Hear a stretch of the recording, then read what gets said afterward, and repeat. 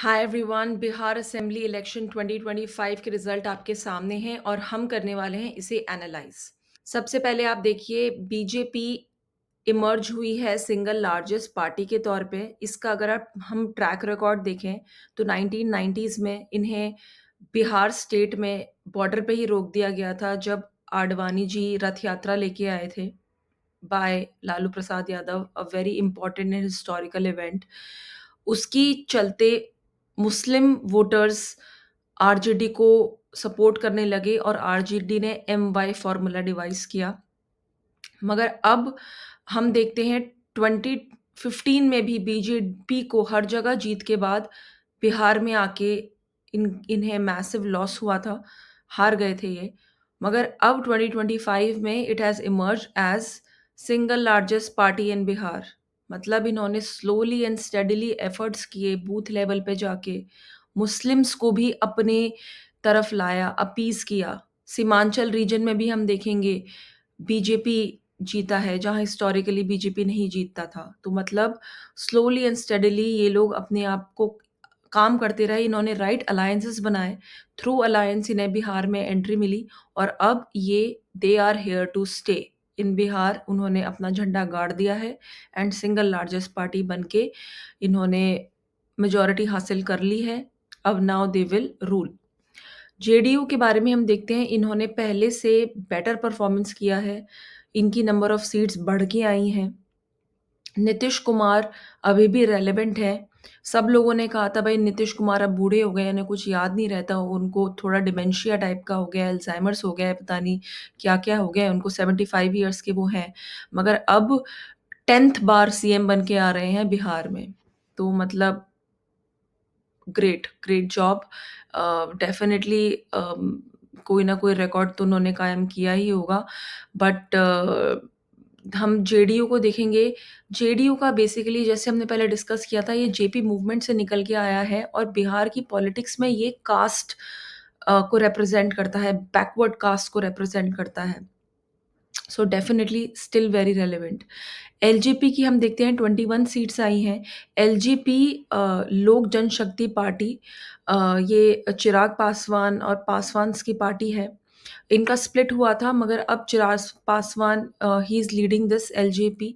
And इनके बारे में खास बात ये है, ये कम कॉन्स्टिट्यूएंसी से लड़ते हैं, मगर जहाँ से लड़ते हैं ये जीत के आते हैं। अब ये स्लोली एंड स्टेडीली इन्होंने अपने आप को, अपनी स्ट्रेंथ्स कंसोलिडेट करी हैं और ये अब अलायंस हैं बीजेपी के साथ। तो इन्होंने BJP, JDU and LJP together they are in alliance in Bihar. Now will talk about the bottom parties. I Indian National Congress पूरी की पूरी तरह से डेसिमेटेट हो गई है, बिहार में रेलेवेंस खो चुकी है। कोई भी नैरेटिव सेट करने के लिए ये फेल हो गए थे। इन्होंने एक मुद्दा उठाया था कि इलेक्शन में वोट चोरी हो रही है, मगर उसके अलावा ये कोई भी नैरेटिव सेट करने के लिए सक्सेसफुल नहीं रहे। And they were known and they were not a factor in Bihar elections. RJD के बारे में हम देखेंगे, ये एक स्लोली डिक्लाइनिंग पार्टी है। तेजस्वी यादव ने बहुत अच्छा एफर्ट किया था to increase his base, but Muslim and Yadav के अलावा ये और कोई कास्ट को जीतने के लिए पॉसिबल नहीं थे। इनका अभी भी लार्जेस्ट वोट शेयर है, मतलब in terms of percentage terms में देखें तो काफ़ी ज़्यादा इन्हें वोट्स मिले हैं, मगर ओवरऑल कॉन्स्टिट्युएंसी कोई कम जीत पाए हैं, because first pass the post system होता है। तो मतलब जो जीता वही सिकंदर। इस बार तो इनका बिल्कुल भी साइड लाइन हो गई है ये पार्टी। अब हम बात करते हैं जन स्वराज पार्टी में, जिन्हें एक डक मिला है, गोल गोल अंडा है। इन्होंने बहुत अच्छा नैरेटिव सेट किया था ऑनलाइन। अगर आप देखेंगे, सारे माइग्रेंट्स बिहार के इन्हीं के बारे में बात कर रहे थे। इनकी वीडियोस पे करोड़्स में व्यूज आते थे। तो सबको लगता था कि definitely it is going to be an alternative. It will be the third way out in Bihar. But definitely people have rejected जन Swaraj party and it's politics, because हम बात करते हैं किन मुद्दों पे बात की। सबसे पहले उन्होंने बोला एजुकेशन, कि भाई बिहार के बच्चों को एजुकेशन पे फोकस करना चाहिए। ये अपने आप को इन्हें अंबेडकर से इंस्पिरेशन लेनी चाहिए और अपार्ट फ्रॉम कास्ट इन्हें अपने हुनर को उभारना चाहिए। एजुकेशन के थ्रू अलग अलग आइडेंटिटीज़ लेनी चाहिए जिससे इन्हें सोसाइटी में रिस्पेक्ट मिले। मगर लोगों ने ये बात समझी नहीं। लोगों ने बोला कि भाई हम पढ़ें तो तब जब हमारा रोज़मर्रा का जीवन थोड़ा कंफर्टेबल हो। कास्ट एट्रोसिटीज़ बिहार में इतनी ज़्यादा हैं, आज तक कास्ट लिंचिंग होती है। तो बच्चे स्कूल जाएँगे, हर हर दिन हरास होंगे, उससे तो बेटर है कि वो कोई ऐसी पार्टी को चूज़ करें जो उन्हें प्रोटेक्शन प्रोवाइड करे और जो उनकी प्रॉब्लम्स को समझे, that what they are going through. मगर उस तरह की बातें जन स्वराज पार्टी ने नहीं करी थी।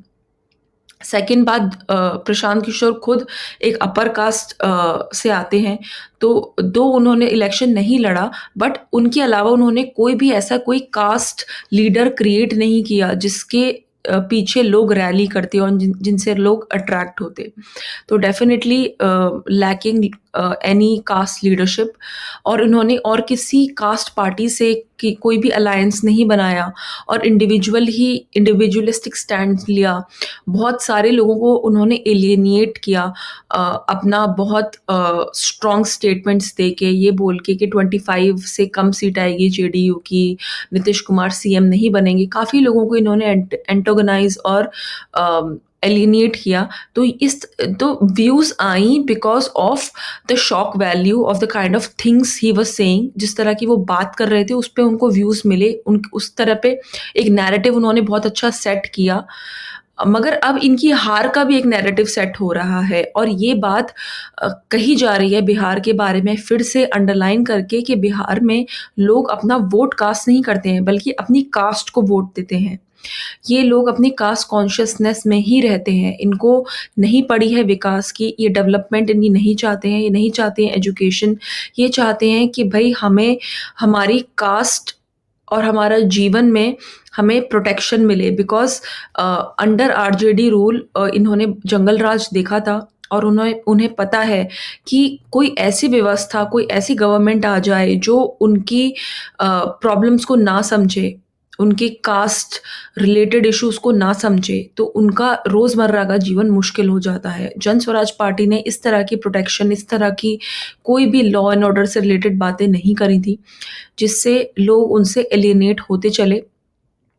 जन स्वराज पार्टी का एक नेगेटिव पॉइंट ये भी था कि प्रशांत किशोर को एज़ एन आउटसाइडर देखा जा रहा था, जबकि बिहार के लोगों में कास्ट और कम्युनिटी कॉन्शियसनेस बहुत ज़्यादा है। वो अपने जैसे लोगों को ही चुनना पसंद करते हैं, वोट करना पसंद करते हैं।